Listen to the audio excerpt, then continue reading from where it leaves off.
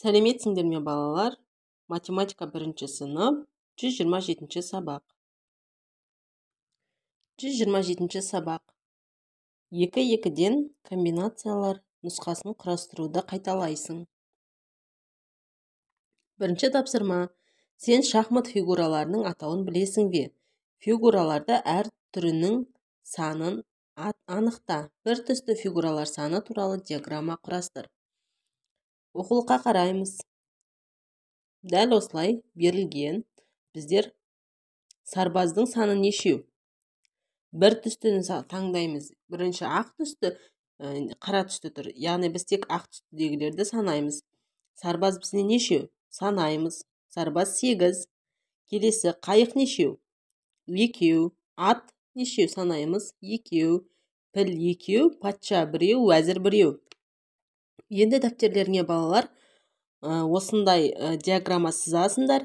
Мына жерде сарбазды 8 торкөз бойынша санап, 8 торкөзді өздерің қалаған түске бояйсыңдар. Келесі қайық нешеу? Қайық 2 болса, торкөзді 2 санап, оны өздерің қалаған басқа түспен бояйсыңдар. Осылайша диаграмманы әртүрлі түспен санап отырып бояйсыңдар. Келесі екінші тапсырма. Сенің қорабыңда ақ және қара түсті дойбылар бар. Қарамай тұрып 2 дойбыны алуың қажет. Алған дойбылар қандай түсті болуы мүмкін? Қараймыз енді. Бізде қорабымыздың ішінде тек қана ақ және қара түсті дойбылар болады. Біз қарамай алған кезде, ол жерден біз 2 дойбы алған кезде екеуі бірдей қара болуы мүмкін. Бірінші нұсқамыз. Екінші нұсқамыз қарамай алған кезде ол біреуі ақ, біреуі қара болуы мүмкін.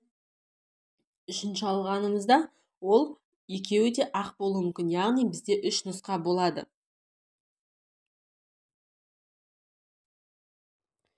Келесі, үшінші тапсырма. 4 доптың кез келген екеуін таңда дейді. Сенде қандай нұсқалар шығуы мүмкін? Мына суретте артық нұсқалар бар ма дейді. Міне қараймыз. Бізге бірінші және екінші, үшіншіні уже өздері таңдап қойып қойған екен. Қызыл, көк, қызыл, жасыл, қызыл, сары. Енді 4-шіге қараймыз. Көкке қандай қоюымызға болады? Көк, қызыл, көк, жасыл, көк, сары. Бұл толды. Келесі 7, 8, 9 жасыл шар тұр екен. Біз жасыл шардың жанына қызылды қоюымызға болады, сарыны қоюымызға болады, көкті қоюымызға болады.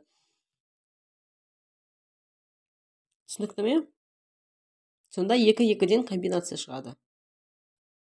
Келесі 4-ші тапсырма. Есептерге өрнектер жаз дейді. Қараймыз. Сырымда 100 теңге болды. Ол қалам сатып алғаннан кейін оның 40 теңгесі қалды. Ол қанша ақша жұмсады? Болды 100 теңге, қалды 40 теңге, жұмсады белгісіз. 100 теңгеден азайтамыз 40-ты, сонда 60 теңге жұмсаған болады. Өйткені қалғаны бізде 40 теңге ғана қалған. Сондықтан азайтамыз, болады 60 теңге. Келесі, залда 18 бала бар. Оның 7-еуі қыз, залда қанша ұл бар дейді. Барлығы болды бізде 18 бала. Қызы 7-еу болса, қалғаны ұл болғаны. Сондықтан 18-ден азайтамыз 7-ні 11. Жауабы 11 бала ұл бала болған. Келесі, аулаға алдымен 12 бала, содан кейін тағы 5 бала шықты. Аулаға барлығы неше бала шықты? Алдымен 12 бала, содан кейін 5 бала. Барлығын табу үшін 12-ге 5-ті қосамыз, 17 болады. Сонда аулада барлығы 17 бала болды. Келесі 5-ші тапсырмаға қараймыз. Әрбір гантельдің массасы қанша екенін анықта дейді. Енді суретке қараймыз. 10 килограммен мына жақтағы заттардың салмағы тең болып тұр. Ол деген сөз, бірінші қараймыз 2, одан кейін 1 килограмм, одан кейін 5 килограмм. Оларды қосқан кезде бізде 8 килограмм шығады. Ал 10 килограммнан 8 килограммды азайтқанда 2 килограмм. Яғни гантельдің салмағы 2 килограмм болып тұр. Өйткені 10 килограмммен ол теңесіп тұр. Сол тең болу үшін 8-ге 2-ні қосқан кезде 10 болады. Келесі суретке қараймыз. 3 килограмм дейді. Оған қосқан кезде 6 килограмм болады.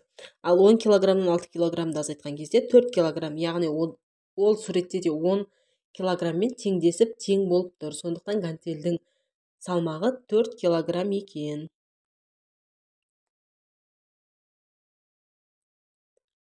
Мен бүгінгі сабақ аяқталды. Сабақ ұнаса, түсінікті болса, лайк басып, тіркеліп, қолдап кетейік.